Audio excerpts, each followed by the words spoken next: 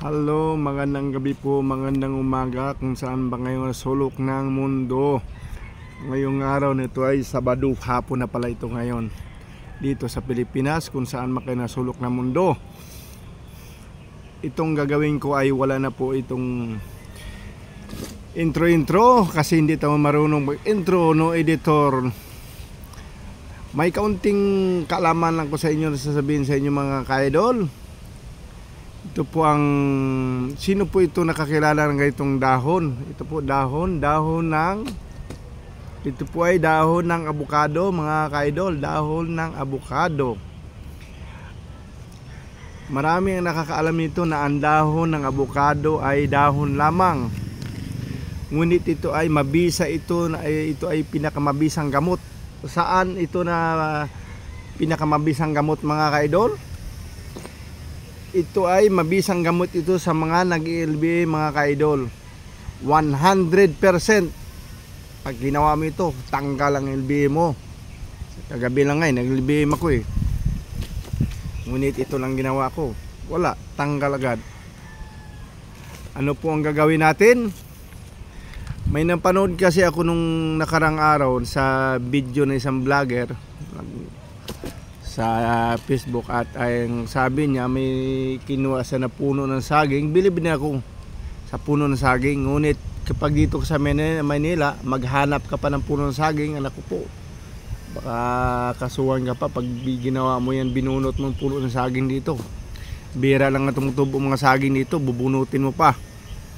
Ngunit ito po ay, ang dahon ng abukado ay pinakamabisang gamot ito mga ka-idol. Alam ba niyo ito anong gamot ito sa LBM? Kumuha lang kayo ng 7 dahon. Ito 7 dahon. Ilaga ninyo ang dahon ng abukado. Ito po ilaga ninyo ng 10 minutes. Basta kumulo lang. Pakuluin ninyo muna. Pagkatapos na kumulo ang dahon ng abukado, kunin ninyo, ilagay niyo sa baso at gawin niyo yung tubig. Yan, wala naman ito mga ka-idol lasa eh. Parang tubig lang din ang lasa nito. Ngunit mabisa na gamot ito mga ka-idol. Ito ang dahon ng abukado. Dahon ng abukado mabisa sa gamot sa LBM mga ka-idol. Kahit saan mo dalhin ito, ito talaga ang gamot ko. Kasi dito sa Metro Manila, kahit saan man ito, may marami naman tumutubong ang abukado. Humingi ka lang ng dahon, sigurado naman pabigyan ka. Pero yung puno ng saging dito sa Metro Manila, nako, bubunutin mo, baka kasuhan ka pa. Pero kung sa probinsya ka, maaari mo bunutin ng saging kasi sarili mong saging. Pero pag dito, napakahirap.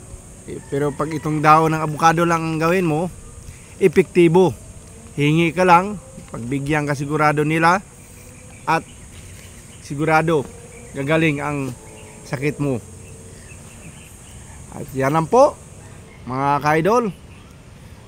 Magaling din yung gamot na saging, yung puputulin yung pinakababa ng puno saging, magaling din yon. Pero kaso lang dito sa Metro Manila mahirap hanapin mga puno saging dito. Ito ang abukado, sigurado naman kahit saan ito may mga abukado sigurado. Hingi lang kayo ng 7 dahon nito at ilaga ninyo. Kung halimbawa ilagay nyo sa termos, lagay nyo sa termos at yun ang gawin ninyo umaga at hapon, tanghali. Sa akin kanina umaga lang ako uminom ngayon, wala na kagad eh. Okay, yan hanggang dito na lang po. At sana po kasi naman po nakakapasok lang sa aking YouTube channel, paki-like naman po, share and subscribe sa aking YouTube channel at pakipindot na rin po ang notification bell para updated po tayo sa mga gagawin ko pang susunod ng mga video. Maraming salamat po at God bless po sa ating lahat mga ka-idol.